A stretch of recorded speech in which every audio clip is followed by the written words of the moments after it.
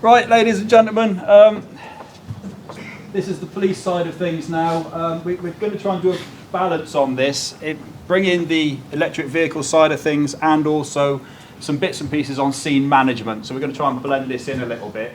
I tend to shout a bit. I'm an ex-dog handler. You're usually shouting at the dog to get off me.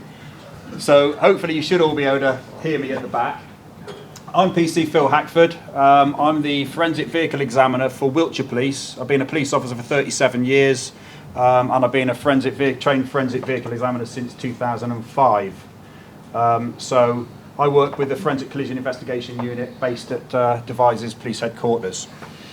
My name's Jim Watley. I am a specialist road policing trainer with Devon and Cornwall Police, and until August 2020 when I retired I served with Avon and Somerset Police Road Policing Unit, where I was a lead investigator for fatal and serious collisions and scene manager.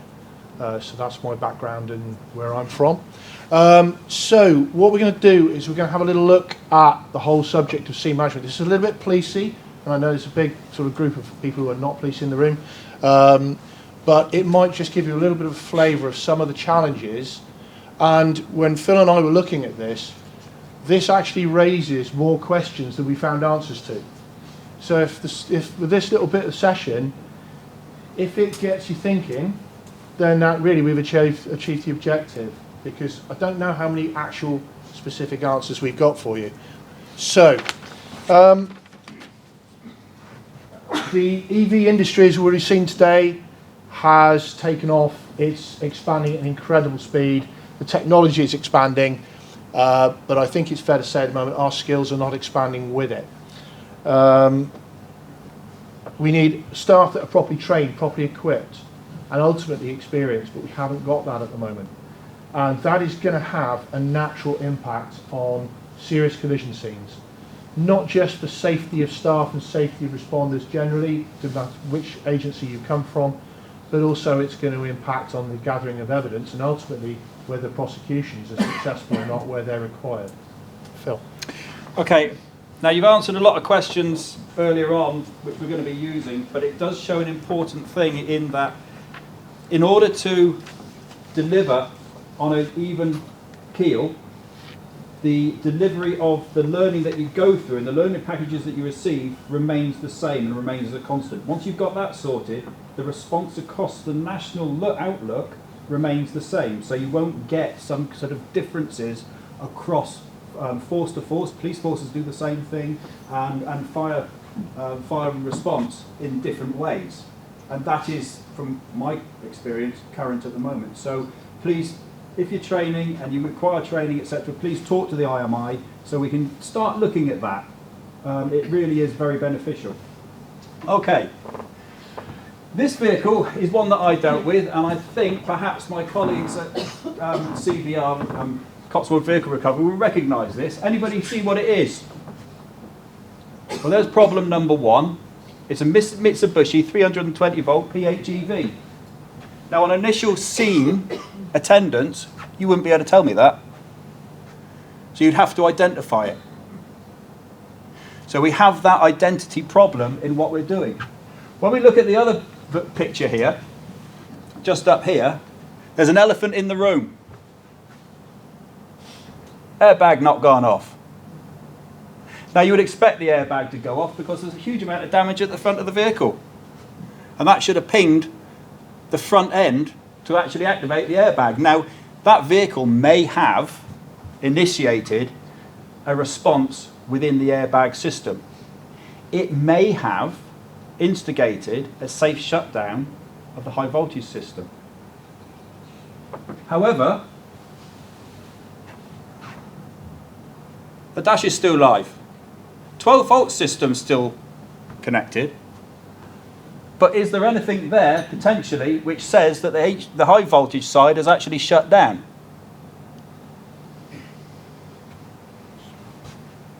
Potentially, the needle is registering 0, not necessarily ready to go. You haven't got a little green car there lit up, but it takes quite a lot to see that.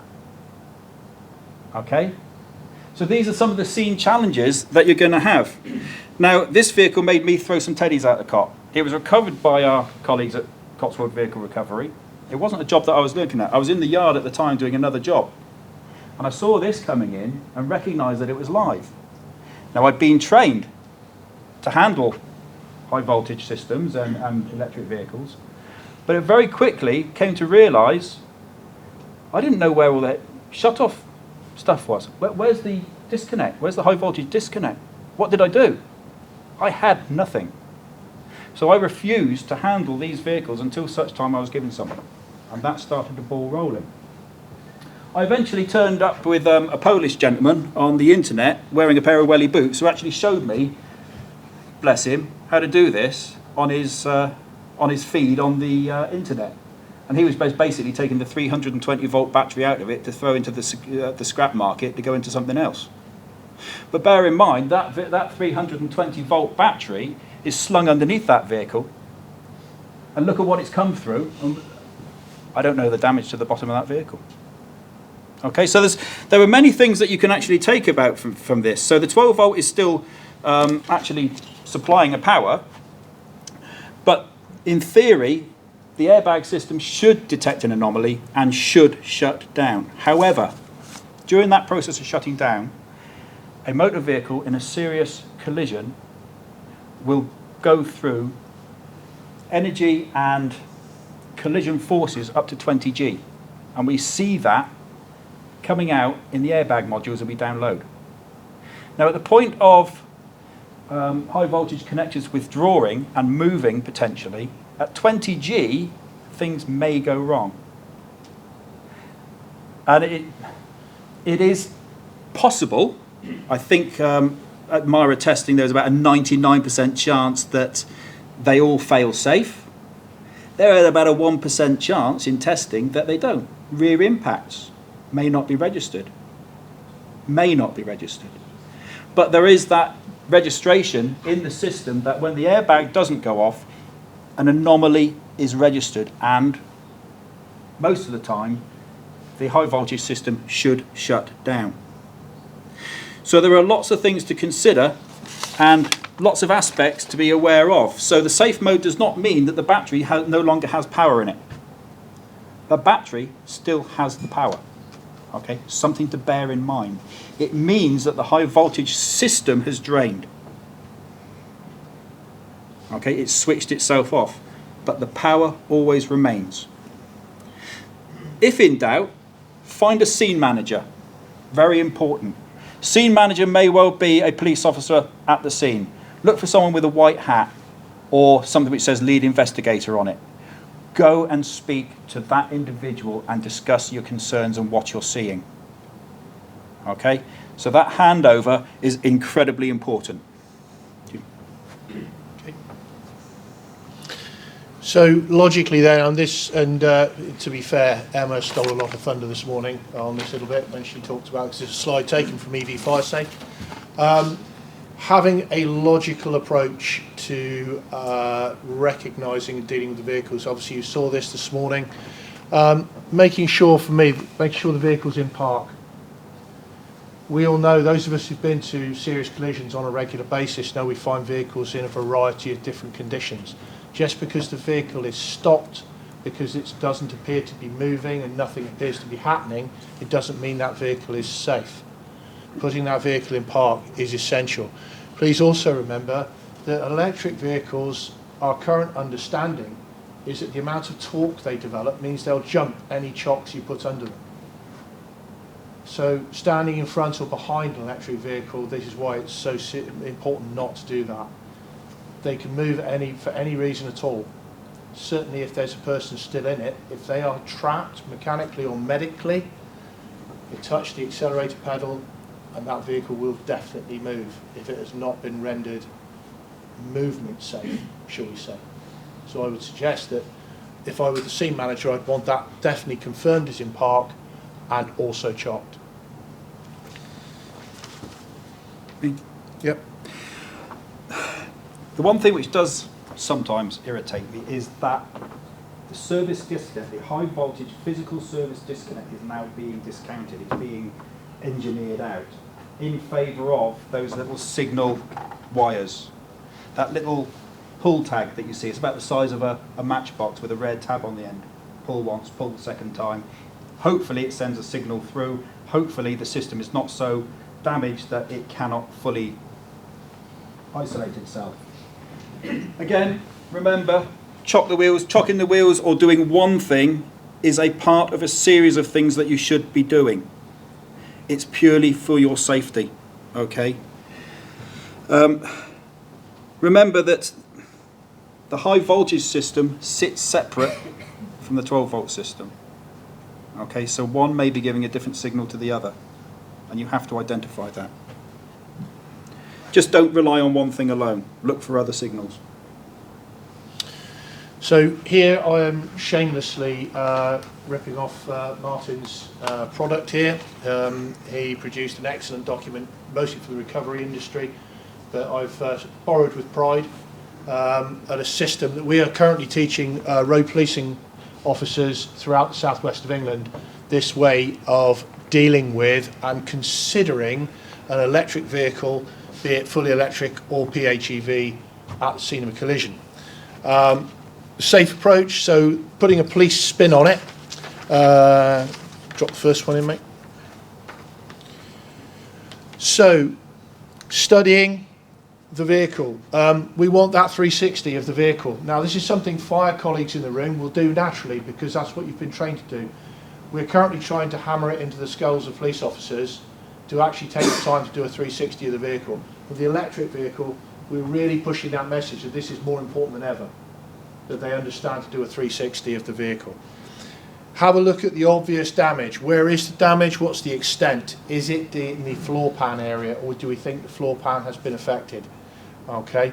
If they can see inside the vehicle without touching it, and they can see the ready light on the dashboard lit, that vehicle presents a danger to them.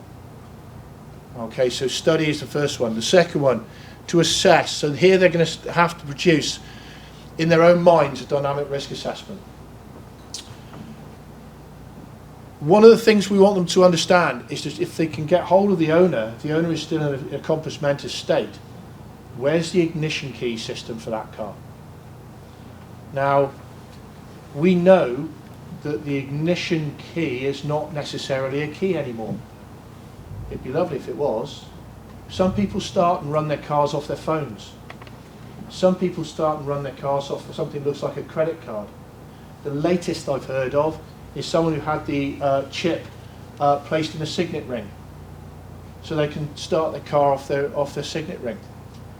But somehow we want that ignition activation system removed from the vehicle. The advice is at least 5 meters by some manufacturers. Towards a Prius, for example, would say 5 meters. We would prefer it if it was in the footwell of the police car 50 meters away, preferably in a Faraday pouch or a Faraday box. Because once that ignition system comes into close proximity with that vehicle, and that proximity can vary, that's it, that car is going to go live.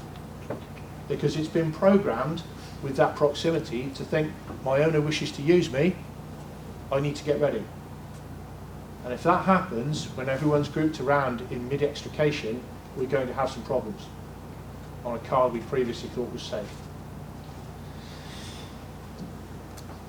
We don't approach EVs that are on their side or on their roof because they won't stay there. Some of you may have seen the YouTube video of Tesla trying to get one of their cars to roll over, and it just won't do it. Just at the point you think it's actually going to make it onto its roof, it goes back onto its feet again because of the weight and the change in the centre of gravity. If we're teaching them, if they encounter an EV on its side or on its roof, it's being propped there by something. Take the prop away, and you've got probably half to 3/4 of a ton of car about to land on your head. Strange sounds, hissing, vapour, that kind of thing, we already know about, talked about quite a lot today, trying to identify those starting to happen. Then you've got the formulate stage, formulate your plan, we'll make the plan. A question was asked earlier about what's the recommended exclusion zone around a vehicle we've got suspicions about. And to be fair, we couldn't really put a number to it, but 15 seemed to be the magic number. I would suggest 25 or 30, as Emma said, is more likely. To identify the place we can send people if this thing starts to become a problem. Now, to police officers, much to the dismay of fire colleagues in the room, this is the moment we say consider calling fire and rescue if you think you've got a problem, because police officers are either not equipped for anything dangerous but will have a go, or they have got the kit and they'll still have a go and they'll still get hurt. Okay, but formulating a plan. If this starts to go wrong, what is plan B? And the third bit, or the final bit, the fourth element is execute your plan, and this is often the hardest bit.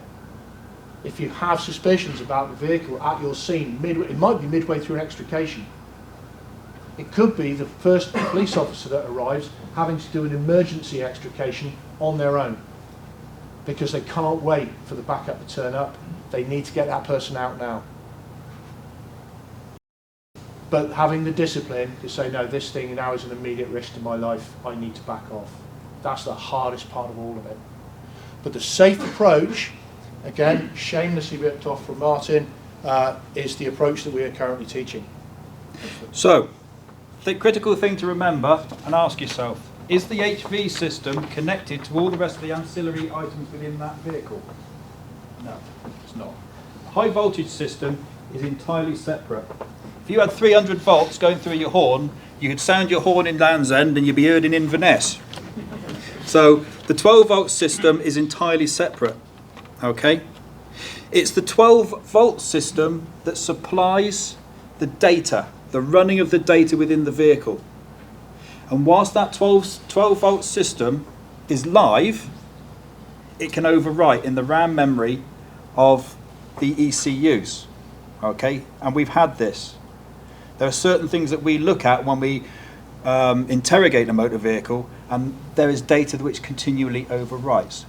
So the high voltage system, separation of the high voltage system runs the propulsion. It can also be seen to be and found to be running the air conditioning system, the high voltage air conditioning system, because that cools the battery. So separate the high voltage system for safety. Your safety and everybody else around your safety. But separate the 12 volt system for the preservation of the evidence within that vehicle. You won't alter anything these days. In fact, you'll preserve it. And when someone like myself comes along and reactivates that 12 volt system, I know what time I'm doing it. I'll record what time I'm doing it so that when I download that information, I can see that in the download data. One last thing. If you've got a 12 volt, please, if you've got a 12 volt battery in a boot, don't disconnect the 12 volt battery in the boot and shut the boot. Because that little electronic button that releases the boot again don't work. And you would not believe how much cutting I've got to do to get back in that boot. I like my toys, but not that much. And maybe, just maybe, the vehicle recovery guys might have something to say to you as well. You're going to earn yourself some new friends. Okay? Just about, you said on the batteries. Some police officers come up and don't want you touching the battery. I'll cover that now. You get the different services, Yes. or the different officers, don't touch that battery, we don't want it touched. Or other ones say, you can. And that, I would have said exactly the same as you. Yeah. I would have taken exactly the same position until, when was that meeting, Cole? Last August? We met with our local fire and rescue services with Devon and Somerset and Cornwall, down in Devon and Cornwall. And we had exactly that conversation because it was raised by an officer, a patrolling officer. And we had a chat about it, and there was somebody from our digital forensics unit online who said, no, we want it disconnected as soon as possible because the future of investigations for vehicles is digital. The old way of doing things is it's great, but it's not telling us as much as those cars can tell us. So as Phil said, shutting down those systems preserves that digital evidence. So we were quite gobsmacked when we had to take a complete 180 position on everything we'd always been taught and reverse engineer that thought process, which is bizarre because from a fire perspective, I think, bearing in mind, if you disconnect the 12 volt system, for something like a Tesla, you now can't get the doors open. You can't wind the window down. You can't move the seats. So it's almost like the two organisations have swapped position completely. And it was bizarre, quite a shocker. Just making a point on that. We had a Tesla on the M4, which I've spoken to others about at the moment. We were at the scene. The doors and the whole vehicle was activated by a mobile phone. Okay, the mobile phone was with the driver of the vehicle who was uninjured. We got hold of the mobile phone and we managed to activate the 12-volt system to the vehicle so we could get the doors open. The phone then disappears from scene. You know what's coming. Some joker then comes along and shuts all the doors on the Tesla. Good luck, Ted. Find the phone. Oh, how I laugh.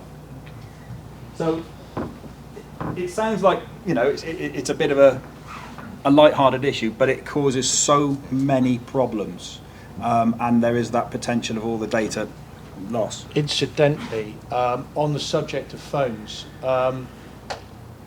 if I had a quick, unattributable straw poll in the room, those of you who attend serious collisions, how many of you have got your personal mobile phones in your pockets? So the infotainment system contained within the car, and it's very prevalent in things like Teslas, which are very advanced vehicles. Your personal phones are trying to handshake with that infotainment system. Your phone is saying to the car, can I use your Bluetooth please? Can I use your Wi-Fi? Can I use your system? And the car says, no, you haven't got the code. It might say no, but it's left a data packet in the RAM memory. And it keeps asking. So every time it creates a data packet, it can't hold all that information. So as Phil said earlier about other bits of it, it's starting to overwrite information that we want. And if you think, if you've got 5 firefighters, 2 police officers, 2 paramedics, well, straight away there's 9 phones all asking if they can access the infotainment system. We're coming to a stage now soon where members of the emergency services are going to have to leave their personal phones in the vehicles so you don't overwrite digital evidence. And with the electric market, because the vehicles are so advanced, their systems are very sensitive to it. So we need to consider that. The amount of time we now need to commit to making sure these vehicles are safe. Time is evidence at a serious collision scene. We are going to have to commit more time to make sure that the EV market type vehicles are safe. But the time it takes to do that, certainly in inclement weather, evidence is being lost. I wish I had a solution to it, but I just don't. A couple of other quick points. In the event of a thermal runaway taking place at the scene of a collision, obviously steps will have to be taken to put it out. Straight away, we've got evidence being lost because it's being doused in 2,500 litres of water. Then we've got more evidence being lost because all that water, which was used to put the fire out, is now washing all over the scene, washing debris to where it wasn't when we started, and cleaning the road surface. Well, I say cleaning, all that water is seriously contaminated. I don't have answers to any of those things, but these are thought processes which naturally fall out of not only what we've looked at before, but also what we've heard today. And all of that is evidence being lost. Over to you, Phil. So, I love this image. I love a triumph. He's got that connected up to his winch. And he got it on. I've got another photograph. He's actually got that on there. Do you know what it is? No, it's a BMW i3. Okay, but take a look at our wonderful operator, our recovery chap. Look at that, big black smudge. He's got himself involved in all of this contaminated material and then wiped his head with it. Now, as you will have known, when these things burn, they change their chemical structure. They turn into other compounds, and those compounds are absorbed through the skin, and they cause you problems. And they don't stop causing you problems until you start cutting bits of yourself off. So the scene issues continue. Okay. So we've got the implications of the removal of the vehicle from the scene, whether it's in one piece or not. How do we get this recovered? Consider the vehicle recovery team. Ask them. Speak to them. They're very, very well trained in recovery. The transportation routes for the vehicle recovery, not to compromise the safety of the public. Now that is not an EV. That's a Jaguar station wagon. But if you consider the damage of a battery that would be in that vehicle and the transportation, and if you look at the makeup of the bed of this vehicle, it's metal. Take a look at the damage that you've got on this vehicle. What route are you going to transport it through? Let's say you bring it through the middle of Poole. You've got a very unstable vehicle. It's a very unhappy vehicle. Potentially there's still energy in that battery. You might have done your best to isolate the high voltage system, but there's still energy in that battery. There's public up beside that. It may start off gassing. What are you going to do if it's on the bed of that vehicle? It's not being followed by fire and rescue. They're off doing other things now. HV battery removal. 1, how are you getting the battery out of it? 2, who owns it? 3, who takes it out? Who has to take it out? Trading standards state that the vehicle manufacturer with a propulsion battery over 32 kilograms is responsible for the retrieval and disposal of the battery, but not getting it out. If a claim is made on that vehicle, it belongs to the insurance company. If a claim isn't made, it still belongs to the person who owns the vehicle. Whilst we still have it on retention for investigative purposes. There are an awful lot of issues concerning the vehicles. There's an awful lot of issues concerning post-incident and what you do as a procedure and what you do with them. So, Right, start the car, mate, because there's a lot of fire and rescue in the room. We may need to make a quick getaway. We were asked to do a quick input on some general scene evidence considerations. I'm sorry, fire and rescue, a lot of this is aimed at you, but in the nicest, most diverse, inclusive possible way. Okay. Something that's come into your world, it was always there, but I think it's got a bigger profile than it ever did, was vehicle relocation. Phil, any thoughts about vehicle relocation? He said knowingly. maybe. Okay. By all means, in order to preserve life, life and safety comes first. If in order to preserve a vehicle, the vehicle evidence or people, move a vehicle. If something's going to start bursting into flames, but you've got two vehicles close together, pull the one which is about to burst into flames out of the way. We don't object. Just take note of what's going on. Preservation of life, number one critical. We do not worry about it. We'll sort it out later. Body cam, if you've got body cam, you're using body cam, keep it. It's evidential. We can come and get it. Just one other thing about that, some colleagues from Cornwall Fire and Rescue, they've decided to put red road chalk in their fire trucks. So if they have to do a vehicle relocation, they'll mark its original location with red road chalk. In the police we use yellow, so we know straight away that it was moved by fire and where it originally started. Really simple, really cheap option, but really good idea. So, is that universal with Hampshire and the police use red and you call for yellow? Strange. Typical. I have never come across a police force that used red, and sure enough there'll be one. But generally speaking, it's yellow. But as long as it's not the same colour, then we can see who's moved it. Yeah. Come on, mate. On-scene debriefing. On-scene debriefing, which you guys are 1,000% better at than we are. So respect. But Correct handovers. Find the OIC, find the lead investigator at a serious collision and properly hand over everything that you might have done, what you might have moved, what you might have picked up, where you've been, what you cut, what you chopped, what you saw. Even down to what someone might have said. Again, if you've got Body cam, let the lead investigator, the police lead investigator at the scene know that you've got body cam and where they can go and find it, because we can come back and get it and it's full of evidence. We like to look at it. It's not voyeuristic. In the right circumstances, it helps so much in the later court system, okay, for the evidence. Also, before we move on from that one, you guys are so good at debriefing what you've just done, which the police, quite seriously, are really poor at.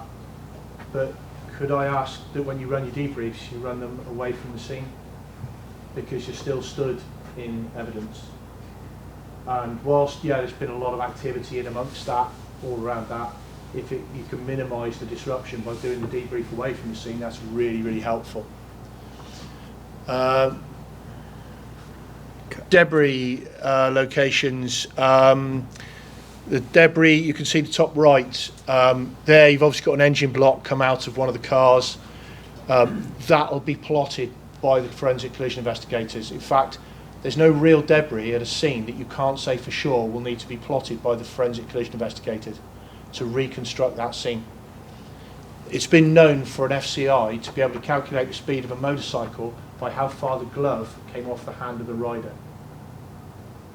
So every small piece of evidence has potential to be the bit that proves the case or exonerates somebody. And that's just as important. So minimum disruption is really appreciated. We use, you know, the stuff that they use in caves and underground tunnels and laser plotting. That's what we now use. Okay, and that is so good.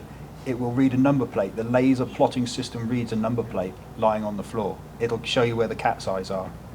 And from that, with every measurement, every million measurements that takes, it's plotting exactly where items are on the ground. And what we do is we move through the scene. And we come so far now that we're investigating these up there with murders and manslaughters on that level. Okay? We fly a drone through now and we digitize what the drone is flying through, pair the two together, mix it, and we can do a 360-degree fly through a scene. Digitized. It's coming down to being that critical now. So everything that you do does affect this. This is definitely your wheelhouse, mate. Oh. See that? It's not a skip. It might look like one, it's not a skip. I have come to these, and I'm not blaming anybody here. Okay, it's been something which has happened for years. And come in and found a vehicle full of wheels, tyres, hubs, seats, roofs, doors. Not necessarily from one vehicle. I like myself. Pick the sweet corn out of that. Okay? Well, the problem with it is, it's mixing everything in there. It's putting contaminants in that vehicle, okay, and it's moving switchgear. Some of the switchgear is really critical. I had a fatal on the M4. It killed the driver. It involved a vehicle which flipped on its own. It was seen to be weaving down the road and it flipped. Came down to air recirculation. Fallen asleep because of air recirculation. The carbon dioxide levels had come up so far in the car that it had all gone to sleep. And ultimately the driver fell asleep, crashed the car. The driver was the one who got killed. But if you imagine if you fill that vehicle up and it was a manual switch and you move that switch, I'm not going to see that. That's the level down to which we go now. Okay, and it's those little tiny feeders, even marks on seat belts. All right, so please, hoppy bag, use 2 hoppy bags, whatever. Talk to the vehicle recovery. Let them deal with that, because the vehicle recovery are the ones who are actually employed by us through the contract to pick up and preserve all the material. Okay, and they will talk to us and say what they've done, and they'll locate and they'll know where it is, and they have to record what they've got. Okay, so that really is critical. Even if a police officer turns to us, yeah, that's all right, mate, go chuck that in there, it'll be all right. Question it and just don't do it. Do not do it. Okay, thank you very much for that one. Seatbelts is yours, I reckon. Seat belts. Okay. Very, very important.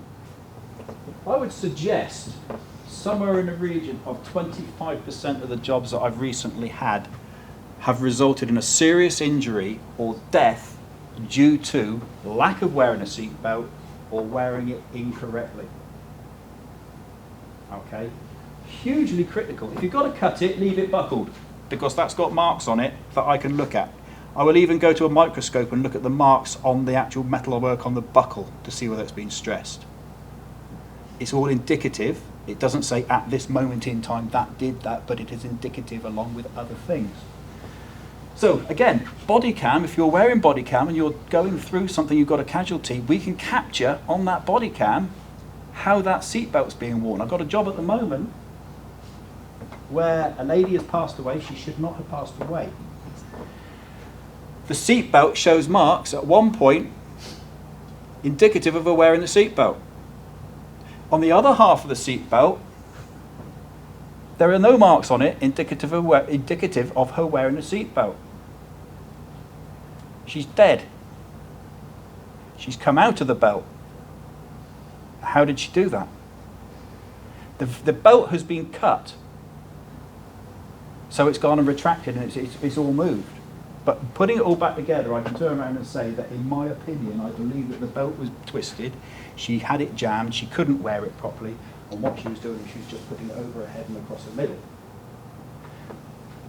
But if you preserve that evidence and you note that evidence, it backs up everything that I can possibly say. Very, very critical.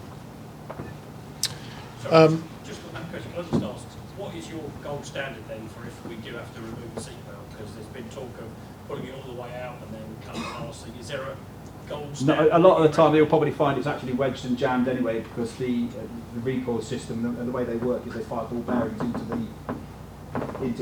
a cog system, which pushes the cog system back and jams it all in place. So the chances are you won't pull it out. Life preservation trumps everything. Not a problem. If you cut something, just take a mental note and just let someone know. It's as simple as that. We'll do the rest. Right, the next two, the gloves can put at the bottom as well, mate. Clinical gloves, if there's any paramedics in the room, include or firefighters and police officers. Once you finish, where do the gloves end up? Because we do like to keep it and tidy, don't we? In the car, yeah. Firefighters in the room, the other thing apart from debriefing you're really good at is hydrating yourselves. You kind of seem to have an endless stock of water, which I don't know where we get all the vehicles from to carry it.